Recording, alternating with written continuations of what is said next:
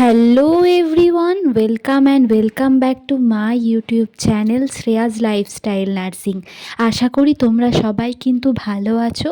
তো তোমাদের জন্য কিন্তু আজকে আবার একটি ইনফরমেটিভ ভিডিও নিয়ে চলে এসেছি। তো আজকের ভিডিওটা কোন টপিক নিয়ে সেটা তো তোমরা টাইটেল আর থাম্বনেল দেখে বুঝতে পেরেই গেছো।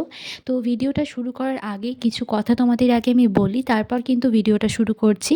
তো এই ভিডিওটা যখন আমি করছি, তো আমি জানি যে এই ভিডিওর নিচে আমার অনেক নেগেটিভ কমেন্ট আসবে এই বিষয়ে, যে তোমরা আমাকে বলবে যে দিদি তুমি কেন ডিমোটিভেট করছো বা কেন মিথ্যে ইনফরমেশান বা ফেক ইনফরমেশান দিচ্ছ, এইগুলো তো একদমই হয় না। তো তার জন্যই বলি যে আমি তোমাদেরকে ভিডিওতে যা যা কথা বলবো সেগুলো কিন্তু একটাও মিথ্যে কথা নয়।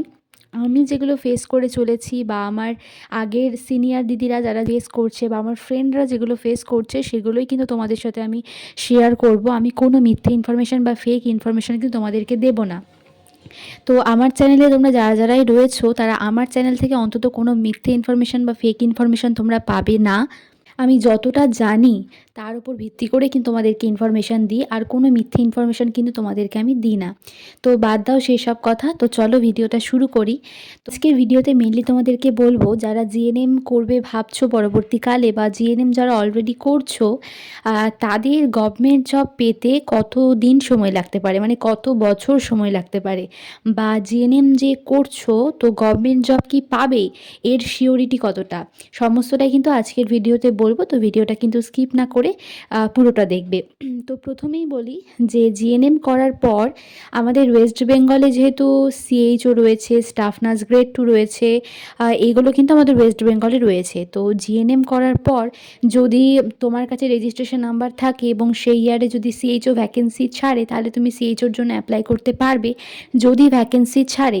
আর যদি না ছাড়ে তাহলে কিন্তু তুমি অ্যাপ্লাই করতে পারবে না। আর গ্রেড টুর কথা, তো গ্রেড টুর কথা তোমাদেরকে আমি আর কি বলবো, যে প্রায় 2 বছর হয়ে গেল, মানে লাস্ট রিক্রুটমেন্ট হচ্ছে 2022, তারপর হচ্ছে 2023, 2024, 2 বছর কোনো রিক্রুটমেন্টই কিন্তু নেই। মানে আমাদের আগের ব্যাচ বসে রয়েছে, আমরাও কিন্তু অলরেডি বসে রয়েছি, কেননা স্টাফ নার্স গ্রেড টুর কিন্তু এখনও পর্যন্ত কোনো রিক্রুটমেন্টের নোটিশ কিন্তু পাবলিশ হয়নি। তো জিএনএম করে যারা ভাবছো যে জিএনএম 3 বছর কোর্স করার সঙ্গে সঙ্গেই আমি কোনো একটা গভর্নমেন্ট জব পেয়ে যাব, এটা কিন্তু মানে কি বলবো, এটা কিন্তু নাও হতে পারে। কেননা জিএনএম করার সঙ্গে সঙ্গেই গভর্নমেন্ট জব পাওয়াটা অনেকটা ভাগ্যের ব্যাপার। তো মোটামুটি হয় না, পেতে পেতে মোটামুটি ধরো 1 বছর সময় লেগে যায়।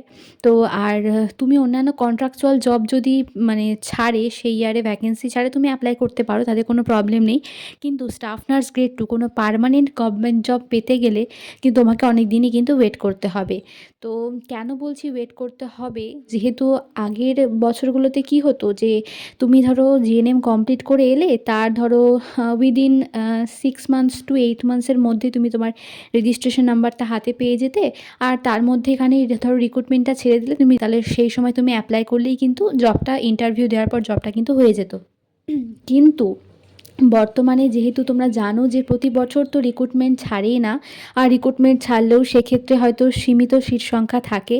আর এই বছর যেহেতু মানে প্রথম হলো এটা যে 2 বছর একদম পুরোপুরি রিক্রুটমেন্ট বন্ধ, কোনো রিক্রুটমেন্টই নেই। তাই যেহেতু প্রচুর প্রচুর ক্যান্ডিডেট হয়ে গিয়েছে, তাই এবার রিক্রুটমেন্ট ছাড়লেও যে কতজন জব পাবে এটা কিন্তু একদমই শিওর হয়ে বলা যাচ্ছে না। তো জিএনএম যারা করছো বা পরবর্তীকালে করবে ভাবছো, করো, কোনো অসুবিধা নেই। কিন্তু 3 বছর কমপ্লিট করার সঙ্গে সঙ্গে যারা ভাবছো যে আমি একটা গভর্নমেন্ট জব পেয়ে যাব পরের বছরই, এটা কিন্তু হবে না। গভর্নমেন্ট জব পেতে কিন্তু মোটামুটি ধরো তোমাদের 2 বছর, 3 বছর বা তার বেশি সময়ও লাগতে পারে। কারণ আমাদের আগের ব্যাচের অলরেডি 2 বছর বসে থাকা হয়ে গেল, আর আমাদের তো বুঝতেই পারছো একটা বছর হয়ে গেল। এবার জানি না সামনে বছর রিক্রুটমেন্ট ছাড়বে কিনা, যদি ছাড়ে তো ভালো কথা, আর না ছাড়লে আমরা জানি না যে কবে ছাড়বে। তো আশা করি যারা এই মানে কি বলবো চিন্তা ভাবনা নিয়ে গিয়েছো যে আমি জিএনএমটা করছি, করার সঙ্গে সঙ্গে 3 বছর পরই আমি একটা গভর্নমেন্ট জব পেয়ে যাব, তো এই আশাটা কিন্তু একদমই রেখো না। কারণ আমরা যখন ট্রেনিংয়ে যাই তখন আমাদের মধ্যেও এই আশাটাই ছিল যে আমরাও বেরিয়ে বেরিয়ে একটা গভর্নমেন্ট জব পেয়ে যাব, কিন্তু বাস্তব পরিস্থিতি অনেকটাই খারাপ। বেরিয়ে বেরিয়ে গভর্নমেন্ট জব পাওয়াটা মানে কি বলবো এখন খুবই দুষ্কর।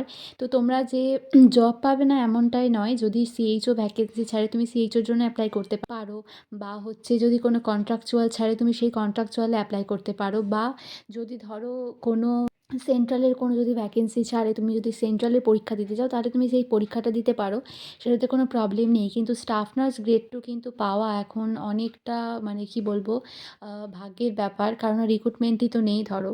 তো রিক্রুটমেন্ট ছাড়লেও সেখানে সীমিত সিট সংখ্যা। তো কারা, কারা যে পাবে আর কারা, কারা পাবে না সেটা একদমই বলা যাচ্ছে না।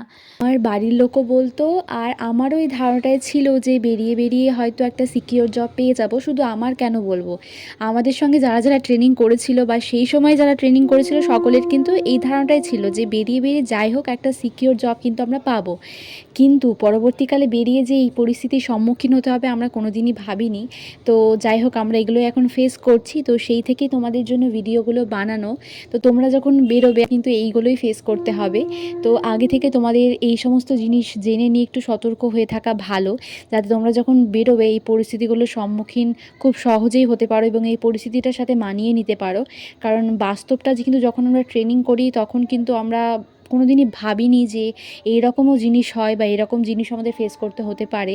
তো তোমরা যারা এখন ট্রেনিং করছো বা অলরেডি এখন যারা বেরোবে এই বছর, তারাও এখন ভাবছে যে বেরিয়ে, বেরিয়ে হয়তো আমরা একটা ভালো প্রাইভেটে জব করব বা অন্য কিছুতে অ্যাপ্লাই করব। এরকম অনেকেই ভেবে রেখেছে যারা এখন ট্রেনিং করছে বা যারা এই ইয়ারে বেরোবে।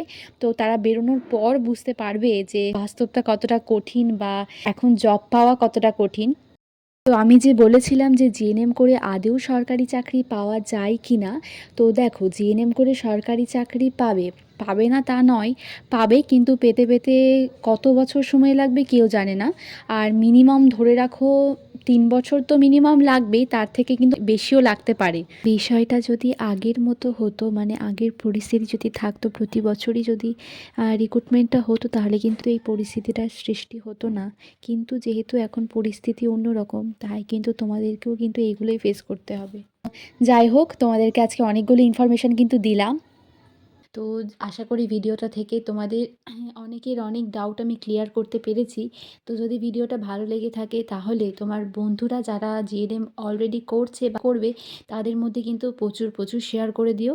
আর যারা আমার চ্যানেল নতুন এখনও সাবস্ক্রাইব করোনি, সাবস্ক্রাইব করে আমার চ্যানেলের পাশে থেকো। দেখছি এরকম যে তোমরা অনেকে আমার ভিডিও দেখছো, তো ভিডিওটা তোমাদের কি হেল্পফুল হচ্ছে বা ভিডিও থেকে তোমরা আর কোন ইনফরমেশান জানতে চাও, এইগুলো হচ্ছে তোমরা যদি আমাকে কমেন্ট করে জানাও তাহলে আমার ভিডিও বানানোর যে ইচ্ছা সেটা আরও বেড়ে যায়। আর না হলে তোমরা যদি কমেন্ট না করো তাহলে আমি বুঝতে পারছি না যে তোমাদের এই ভিডিওগুলো আদৌ কাজে লাগছে কি না।